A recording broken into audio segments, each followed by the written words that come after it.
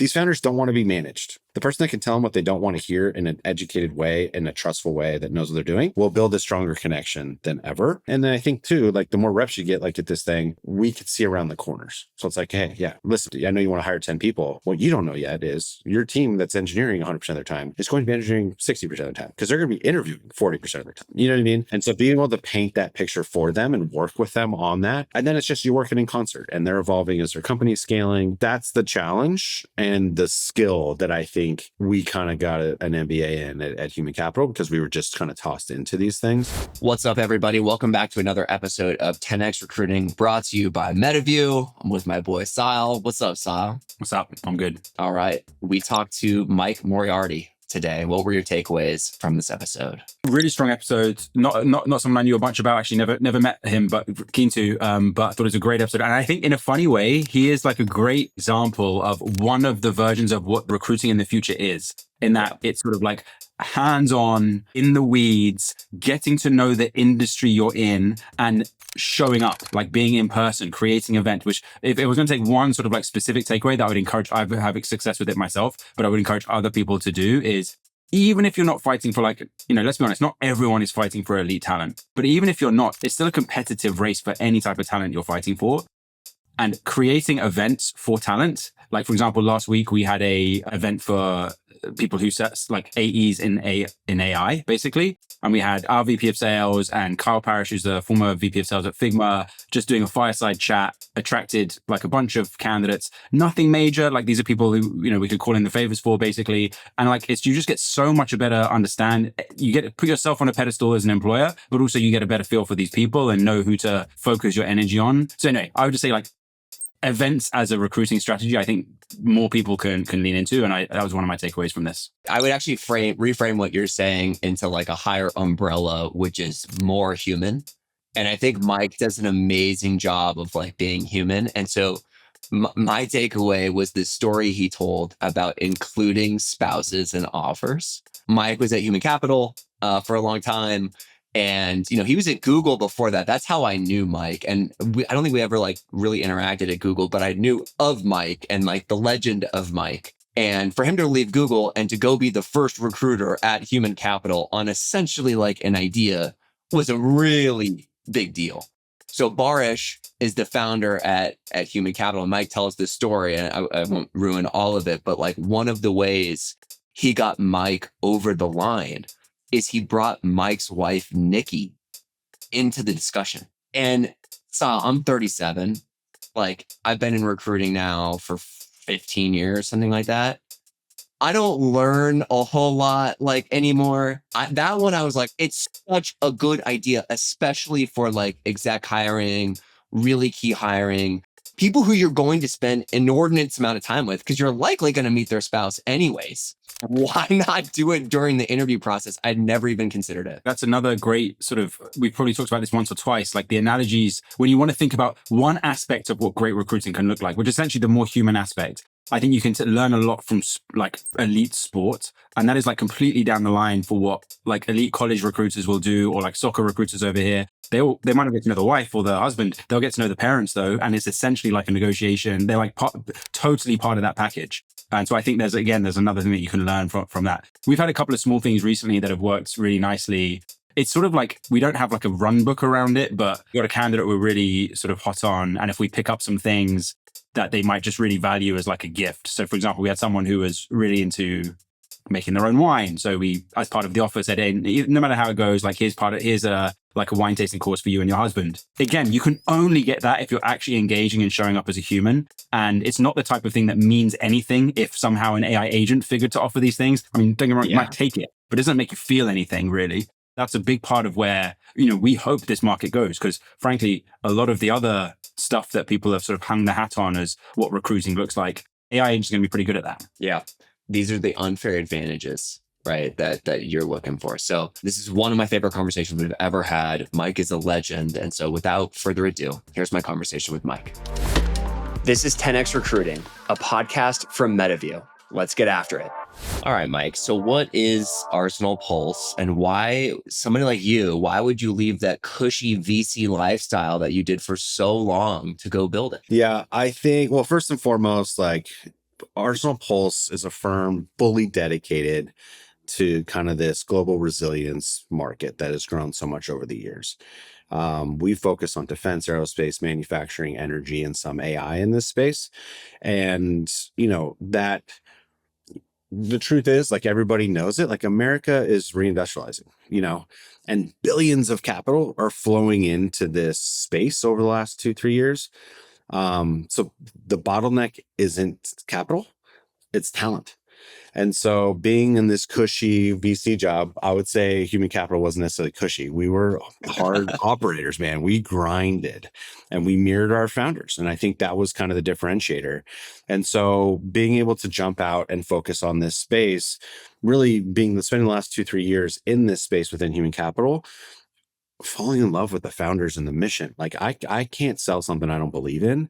And I could really kind of get behind these guys and gals and what they're selling, but they didn't know how to go find, court, and attract top talent. And I did. So that was the piece where I saw this opportunity and had the experience. And the question everyone asked in VC, and we did it at Human Capital, is like, what are you uniquely qualified to do? And dude, I'm only uniquely qualified to do one thing in this world, and that's recruit for some reason. So like, that's the only thing I'm good at. And so I took a swing. My co-founder, Gio, spent 10 years on the Hill. And so we kind of paired up and said, listen, like, your experience in government and like the GR roles and all those things, mine and like the private sector and like engineering, all these other things, let's go build this ecosystem and run quick. So it's been 9 months, man. It's up and to the right. We've convinced some really incredible operators to come join us. But I always wanted to work for myself too, Don. Like, I always had this entrepreneurial kind of bug. My dad was an entrepreneur. My wife's an entrepreneur. And so I just felt like if there's a time to go take a swing, now's the time. I love it, man. And like, I was giving you some shit, but like, clearly human capital is not cushy at all. In fact, I have many friends who work at or have worked for human capital, and they all say the same thing. The value we deliver is an absolute grind. So like, tell us about life at human capital and why founders love the firm so much. Yeah, I basically traded one grind for another, brother. You know what I mean? But HC had a really cool differentiation, like back then and probably now in current state. Access to capital wasn't the issue. And if you're a young guy that wasn't like a blue blood like HC was, how do you differentiate yourself to be able to get into deals? Because as we all know, there's some deals that you want to be in, and when they're great, you want to pour gas on them. And when they're not great, you need to like move away from them. And so two things they did really well is like, they really believed, and the founders believed, that talent is the differentiator. If you have the best product or service, but you don't have the right team to sell or deliver or to code and build that product, it doesn't matter.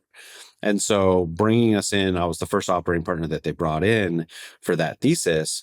And what I saw was like, it really did differentiate in these deals. We actually won deals where we weren't in the round, and we would get deployed and go work, and they would be like, this is differentiated. We want to continue on that.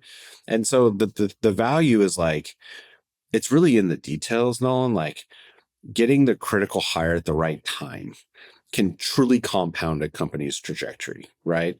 Founders love it because you're not just sending people over the fence. Like, you are accountable. And dude, the grind is real. Like, you're with a bunch of companies at different stages and different talent markets. Some are like construction, some are like geography, some are cleared, all these different things.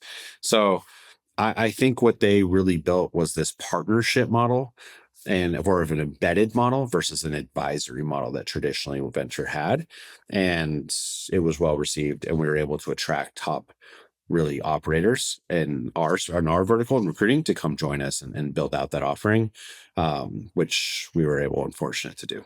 So for people who don't know, like, what human capital does is they'll write checks, and then as part of the promise of taking their money, they will also drop in a recruiter to help you build out your company. Like, that's the model. And like, other firms historically, VC firms, have given you, to your point, the advice model. And the advice model is like, you get the bat phone, you can pick up, you can call whenever you want. Someone described it to me one time as like, teach them how to fish. Yeah, totally. Right. So it's like, hey, like, help them get out. Like, but like, we cannot hire for you because it doesn't make economic sense for the firm to do that. Human capital said, like, we're going to make it make economic sense. and they did it. But like the story I tell myself is Barish, who's the founder, is like out there talking to founders, and he's like, "Hey, take my money, and I'm gonna give you Mike." And so Yeah. he's kind of like pimping you out. Yeah. How do you like? So what is the so they take the money, company takes the money, and then you drop in, and you're typically dealing with an early stage founder who has no fucking idea what they're doing. Yeah. You got to meet How them. do you do it? No, you got to, that's what the biggest learning I have is you can't, well, it depends on the founder. Some founders early were like, Mike, you have a great background. You don't seem like a complete idiot. Like, here are the keys to the castle, go build the thing. But some are, like I said, very intelligent, controlling, want to own this and want to learn.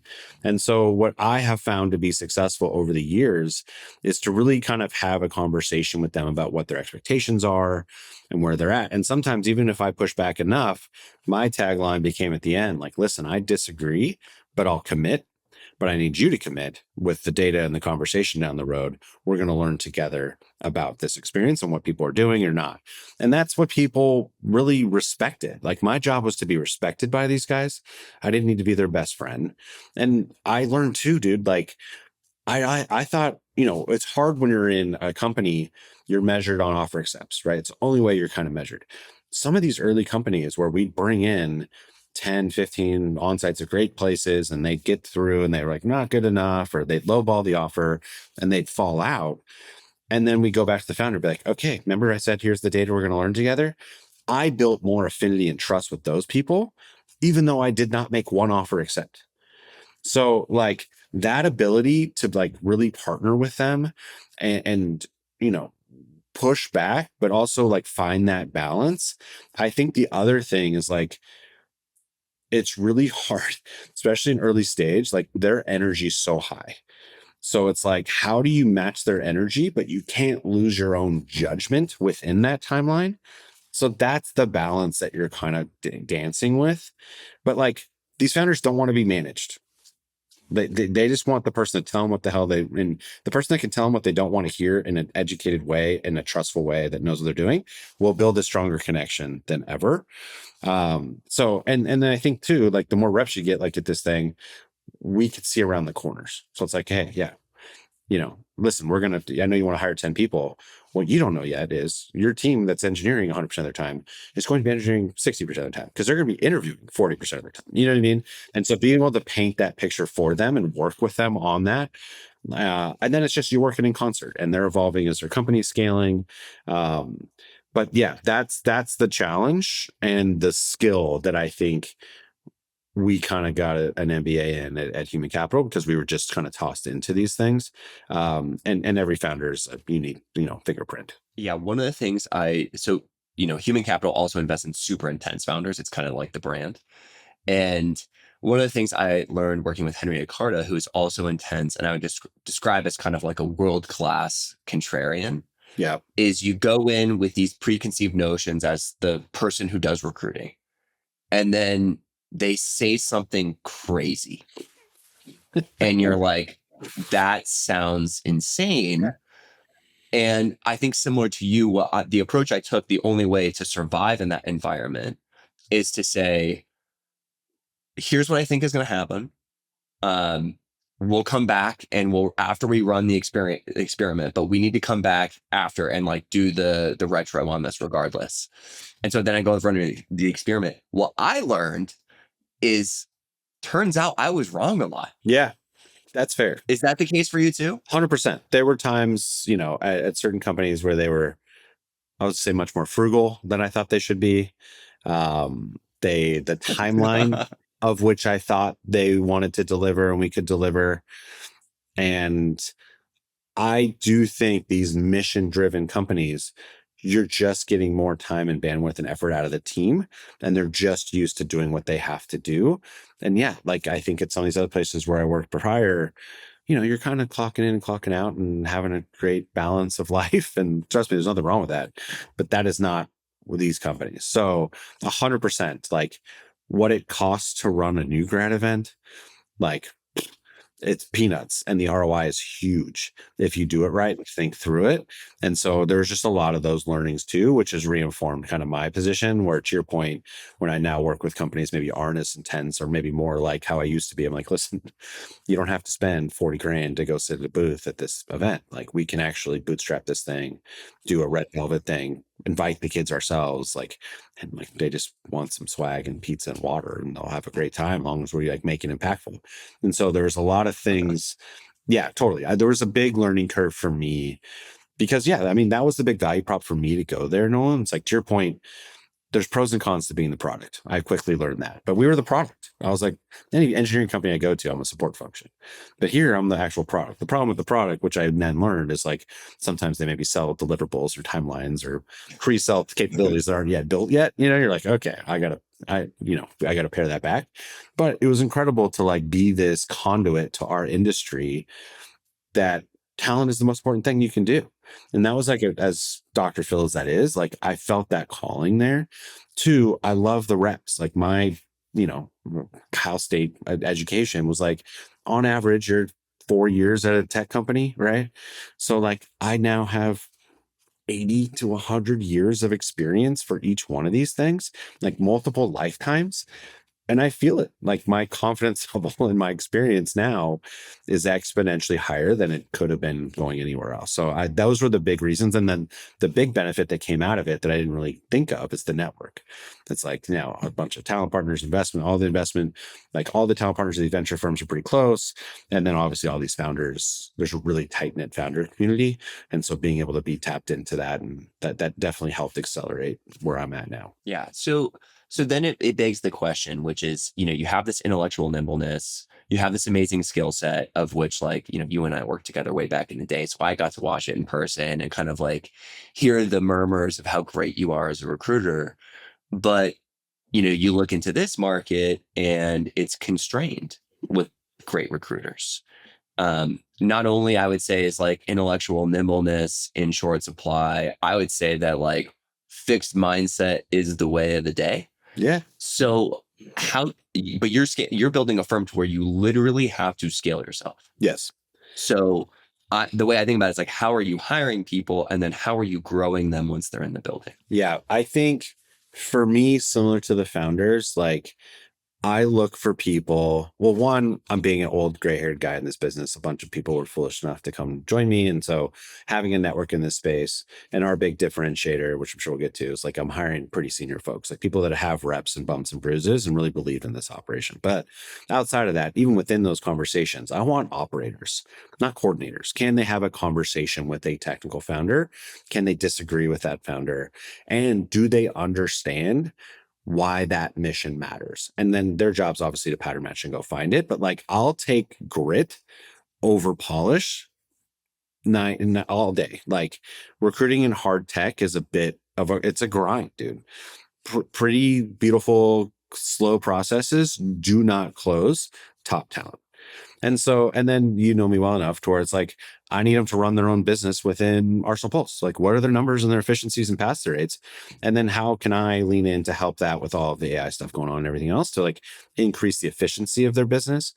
But I need people who really believe in the mission. That was a big learning too for me, is like, at Dropbox, we use some of the cool products that were off of it, but we didn't really use Dropbox. Like, my mom would be like, hey, how do I use it? It's like, I don't really use it. You know what I mean? And like, that was fine. And we could sell it, and like the amount of data and all these things, but like, it wasn't like this mission forward thing. Like, when I got to SpaceX or some of these other companies that I was with, like, those recruiters, dude, knew everything.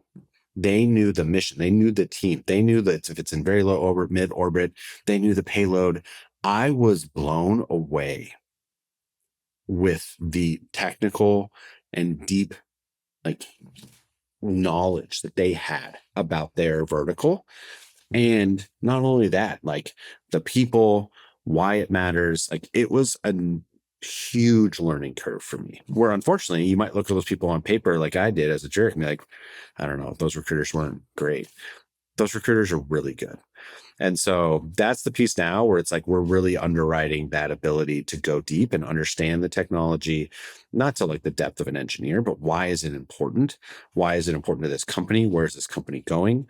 And being able to partner on that level. Some of that some people have, but you and I know there is a smaller percentage of recruiters that actually have the knowledge and the grit, unfortunately. So I'm trying to grab the ones I know. And then, I think anywhere in my career, if you know how to work hard, you have high integrity, you're a smart guy or gal, I can teach you some of this stuff. Like it's not rocket science, right? And we can like up level you.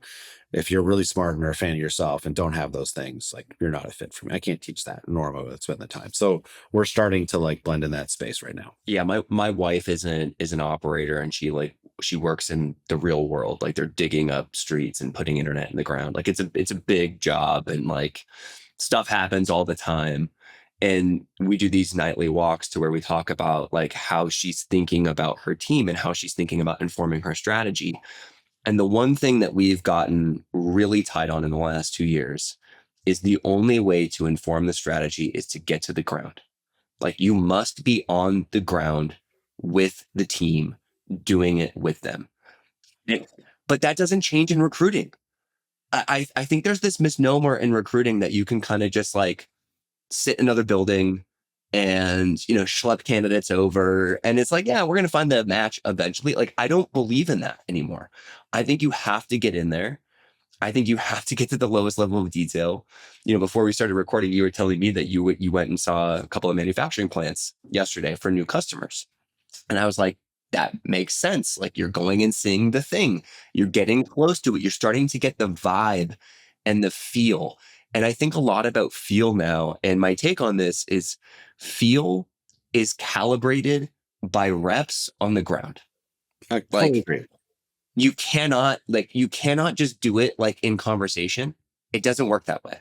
Like, especially for the business that you're building. So when you think about it that way, I mean, are your recruiters like right now, I'm assuming like they're going to have to do the same thing you're doing, which is like getting close with these customers, like getting in on the thing, making sure that they're getting their hands dirty. Is that how you guys talk about it internally? Yeah, like it's kind of an evolution, but yeah, 100%. Like that's what we're selling. We're not selling tossing candidates over the fence, and like we're selling partnership, and we want to understand what is going on day to day. Where are you, like what are the snacks? Are those good or bad? Like, is there snacks? Are you paying for them? Like, we want to know everything to where like we can truly sell this, because you know this better than anybody, dude. Like, and what I sell, it's like, listen, we want to make sure we're magnetically pulling the right people, not only like, technical skills and those things, but like soft skills. Like the right mindset needs to be here. But more important for their time and energy and mine is like repelling the wrong ones. And so really getting clear with who's the right, kind of in the center as close to the bullseye as possible. The value of our team is we will vet all of that time and conversation. So the only people we're introducing are the ones as close to that bullseye as possible. But we want to get as narrow in there. We're not a high volume, like, hey, here's 30 fucking candidates, like, good luck.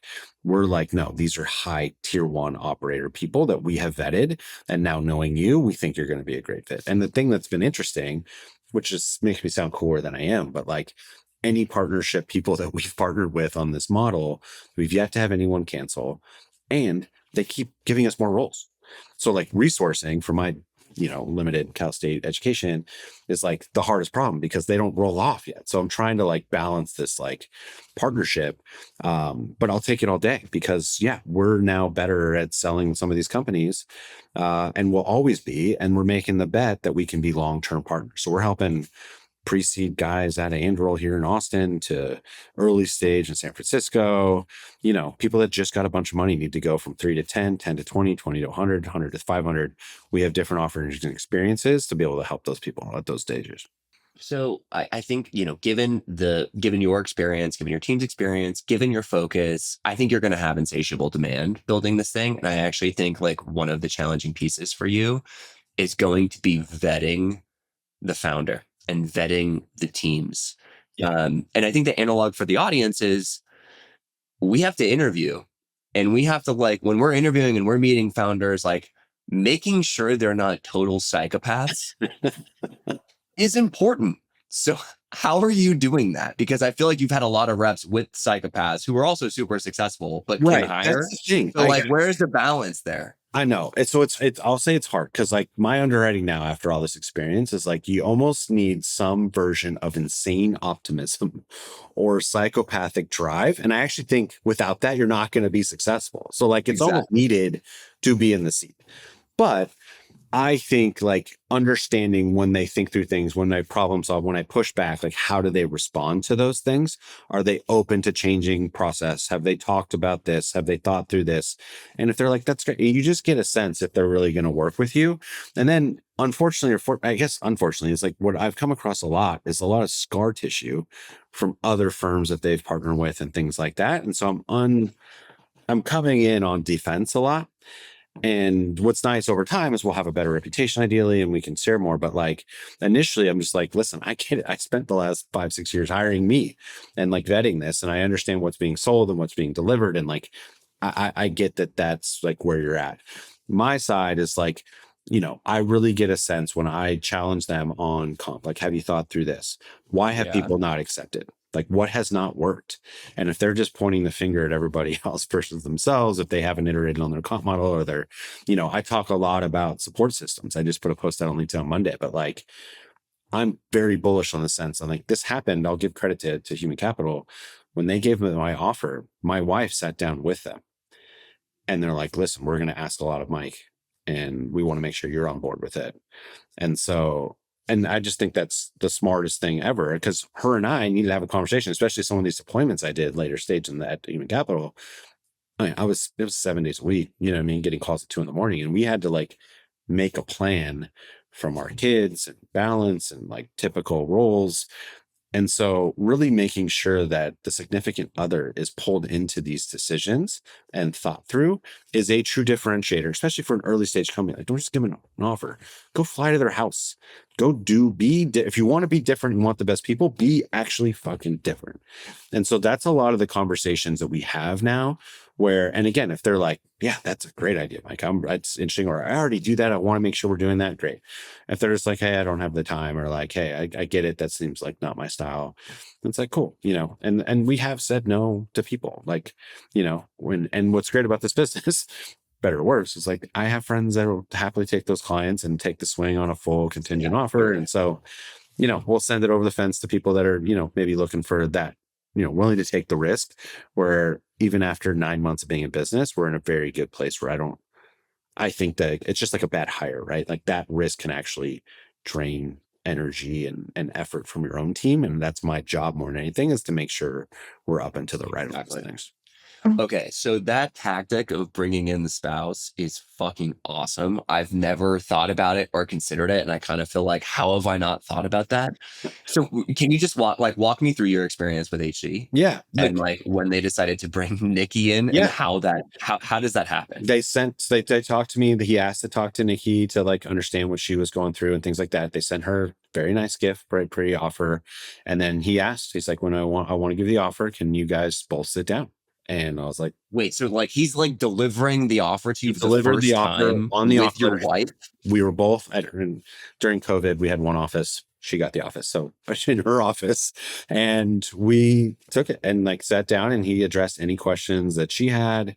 And like, it was really just harmonious to like, and it's fair. Like the amount of, I couldn't have done what I've done at HC, really any job, but like, especially from like these like high hourly demanding travel, like need to be on call without Nikki. Like there's no world I'm successful. And I think that's the gap is like, I know friends that have left, Brownsville and these other places where like their spouse is like, listen, I'm great, but like at some point I want to go to where there's more people. Right. And so if that team's not on board, that if you're personally, professionally not aligned, it works, but it doesn't last. And like making sure you have a pulse on that and are clear and transparent about it. Cause like, that's the advice I give founders. It's like, it doesn't matter what it is. I'm kind of allergic to the 996 verbiage. Cause like everyone's working hard and doing the thing. You don't need to brand it. Yeah.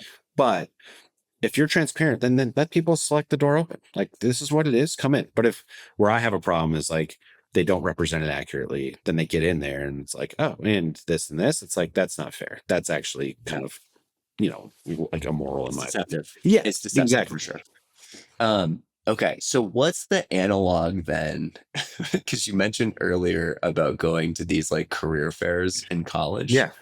What's the analog? I don't Is want to it give like all my secrets, but I are would you just presenting to mom too? no, not on that side. I think on that side, it's just like I think exclusivity is actually now more unique than ever to where like you have Handshake, you have these tools, all these kids are getting inundated. They're going to the Mm, career fair. You're just another.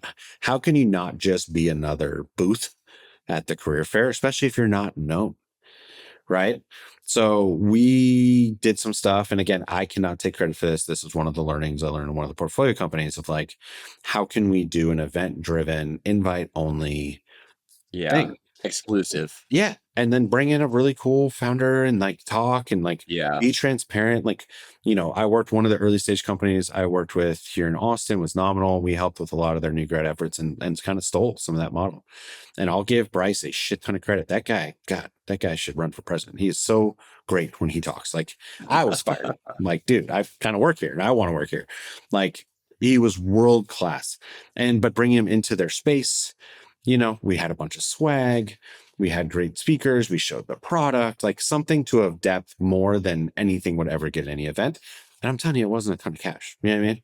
So it's actually more impactful. So that's kind of where I think some of this stuff needs to go is more strategic and like they need to own it.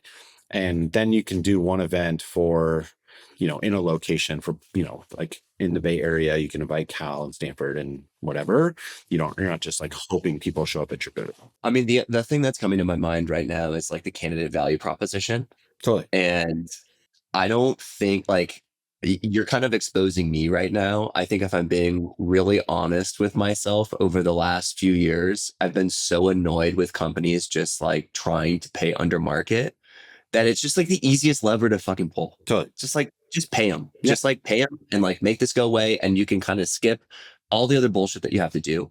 But if you're not paying them and they're in demand, then the only way to win is either through the candidate value proposition, which is just like, what's in it for you? I remember at DoorDash when I joined, it was super clear. It was like, if you come in and crush it, we will drown you with more responsibility than you can possibly handle. There you go. And I was like, I'm in.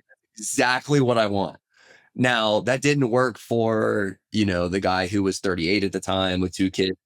Like, definitely doesn't work. And that's to your point, which is you wanted to repel the people who are not going to love that environment. But then it's the candidate value proposition plus these like uniquely human interactions. And I can't imagine. That's such a great idea. I'm so stealing the spouse thing. Like, I can't believe I've never fucking thought about that. Yeah, it's like I said, there's simple things like that where I think in recruiting, like, all right, well, there's no silver bullet, but like I'll probably go off on a tirade here, but like I've seen this movement of non-people leading companies and leading these efforts. What I mean by that is like they didn't grow up in people. Like I would just underwrite, like if you're in our business, you actually have to like people. Like you actually have to want to be interested and learn more about people and play. Like, that's why it's called the people function. And I'm seeing more and more of these companies put in like supply chain people and like looking at our process like it's a machine. And like you and I know some of the people like, leaders at Google that did that. And like the problem is from my side is like it does work. Again, it doesn't last. Like you kill the heartbeat of the thing. Now, should you run it efficiently? Should you run it like a product? Should you measure the shit out of it? Yes. But don't forget that you're dealing with fucking people who have problems and have lives and have kids. And like, I think these companies are swinging too far and it's going to bite them in the ass. Because the problem is it takes 18 months for it to hit for the effect to happen and the attrition to happen and like the Glassdoor ratings and all the bad shit. And so they just catch it too late where that hole is digging. But I still think there's a way to run things super efficiently, get the most out of people and drive huge impact, but make sure everyone fucking feels great and feels valued and is growing in their career and feels compensated. And then again, if they're not or want something different, there's nothing wrong with graduating people out to go take a new role. Like be part of that story. I love that Brex just leaned into that part of their acquisition, but it's like, come learn how to be a founder. Like they're not trying to hold on to you forever. Come learn how Yeah. to be different. And like, we want to Encouraging quitting. Yeah, was the campaign. like, Yeah. come on. Like, and I give Heather Dunn a ton of credit. Like that is incredible. And so I think that's where I'm seeing in the market where like these people that just run it like it's truly just the machine are missing the mark, and candidates are pick up on it. The current employees will pick up on it. And that's, I'll get off my soapbox, but that's been an unfortunate trend and that I've seen. Yeah, I just want to underscore though, like what you're saying, because like when you and I are very aligned on this topic, but we're not soft. No, totally. Like Exactly. that's the thing. I think people like when they hear what you're saying, they're like, oh, be soft, be fluffy.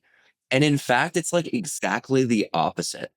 It's be super direct, Yes. be earnest, call out the shit that you see, but you're not hearing because like you feel like it's underneath the surface.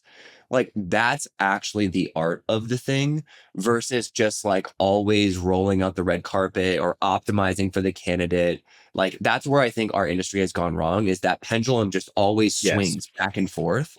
And when it's soft, it swings all the way to this fluffy bullshit that actually isn't human and real and Agreed. authentic. I agree. I want to disagree with you just because it'd be fun to argue with you, but like I completely agree. Like there's a balance, and it takes a strong leader. And typically you see it in 2-time founders, 3-time founder, or people that have worked in big companies, like some of these early guys at Avondra. Like I'm super impressed with them. Like they've seen it and they've seen what's gone wrong. And it's like, dude, if I was, if Arsenal Pulse went away, I would go work with these guys in a heartbeat because they just get it. You know what I mean? So like, that's the piece where, to your point early of the underwriting of the founder and like really kind of making sure, because you want to hire the right people. But if I'm hiring people and they're lasting 6 months, that's a waste of fucking time and money for everybody. Yep. And so we're really trying to help them refine that to do that, and then having the right guidance and leadership. But what you're signing up for in a pre-seed A company is very different than what you're signing up for a CD going public company, right? And some people think a 50-person company is too big. Some people are like, there's no way I'm joining unless it's 300 people. And so it's just really sussing out why that is, what they're looking for at this point in their career, and how does that align to their personal life. And if all those are aligned, that's a great hire. If they're not, then we just got to move on. Yep.